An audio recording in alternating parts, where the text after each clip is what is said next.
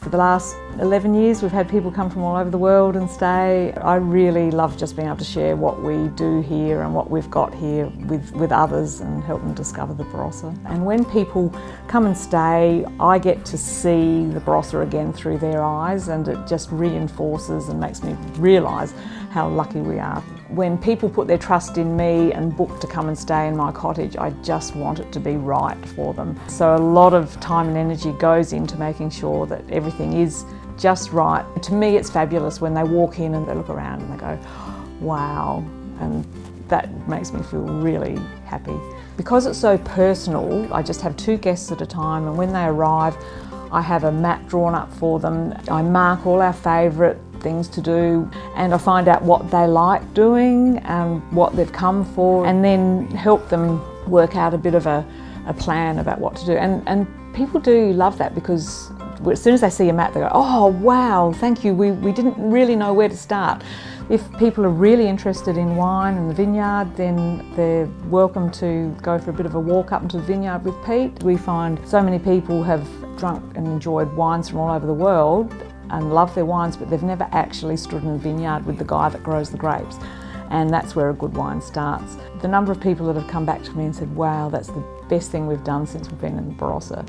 So that's really nice. Being able to sit out on the back veranda of the cottage and just look out over the vineyards and read a book, have a sleep, listen to some music. And we've now got feature lighting all throughout the gardens, so at night the trees are lit up, and sometimes at dusk we'll have a kangaroo up in the vineyards. The symmetry of vineyards is gorgeous, and it doesn't matter what time of the year it is. You know, summer the vines are green when everything else in South Australia is pretty well brown. Then autumn, the beautiful reds and golden colours of the vines. Then in winter the vines lose their leaves, and then you go to cellar doors and there are fires. Like in the cottage you've got a wood fire, so there's nothing like sitting in front of the wood fire with your glass of Shiraz made from fruit grown just outside your door.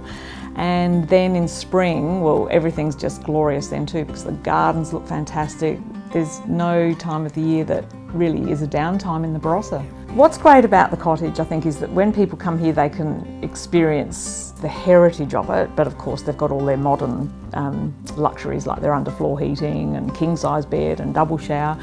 But the history of it goes right back to the late 1850s, and we are so lucky because the surviving family of those people that lived here supplied us with all the photos taken back in the late 1800s. It's not just a building now, it's actually got a story, and we know the people that lived here, and that's one of the reasons I was so passionate about restoring it, because it's a part of what the Barossa is. Everybody loves the stairs down to the cellar and then, you know, to go into the cellar. And we just make it clear that our house is there, and pop over if you need anything, come, or if you just want to come and say hello, we'll do that. But certainly we leave it that, you know, this is your space and we're there if needed.